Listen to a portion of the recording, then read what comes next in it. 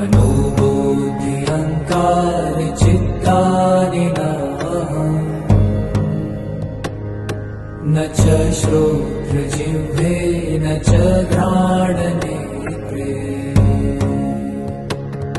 न च व्योमभूमि न तेजो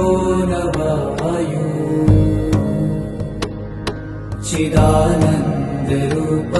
शिवोऽहं शिवोऽहम्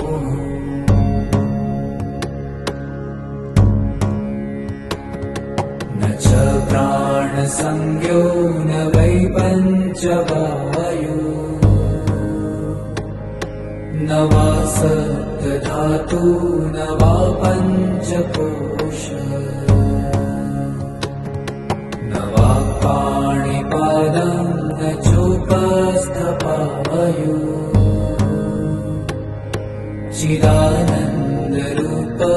शिवोऽहं शिवोऽहम्